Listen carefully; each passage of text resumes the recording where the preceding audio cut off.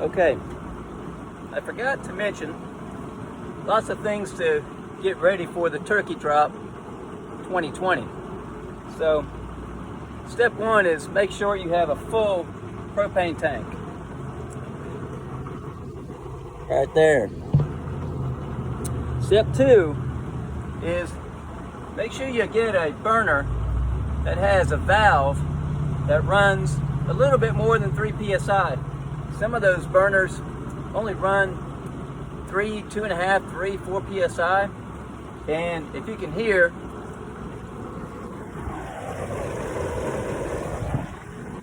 this is an older burner.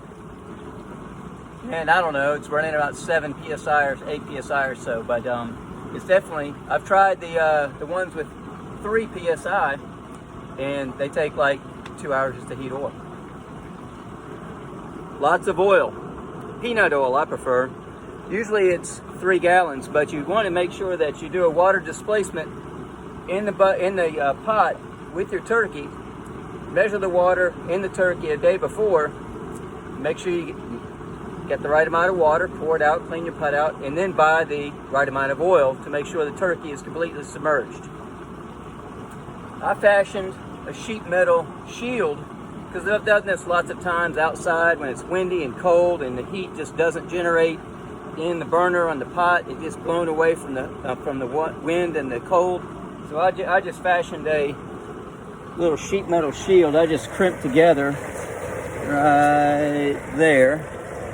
I just crimped together a couple of pieces and fashioned them to fit on the pot. I'm sorry, on the burner, and then the pot is set in there. Have a trusty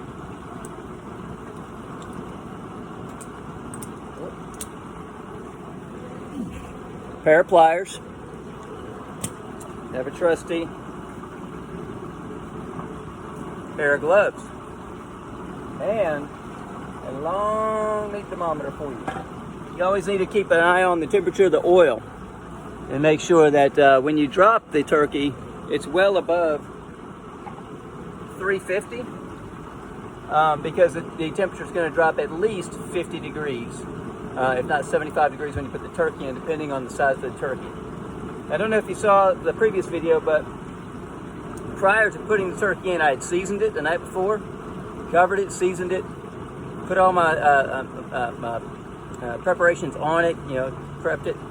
But just before I put it in, I patted it dry with a paper towel. If nice cool water droplets hit the oil, you get a nice splash of hot oil on them. Always, these are not for sunshine protection, these are for oil protection, and if you noticed, skin protection. So gloves and eyewear, absolutely. I make sure I always have my glasses and my gloves on. And then, I don't know if you noticed the previous video, but I dropped it very slowly. I let the turkey just touch the oil at first, and then submerged it very, very slowly as the oil cooled a little bit and cooked some of the turkey as it was going in. And otherwise, it's generally 3 minutes per pound. So this turkey is about 16 pounds, so this will be about 50 minutes or so.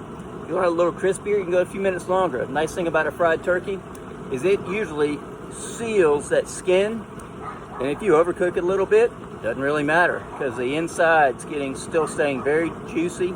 Doesn't really get dried out because the skin has been sealed and fried. Any questions? Look me up. Happy Thanksgiving.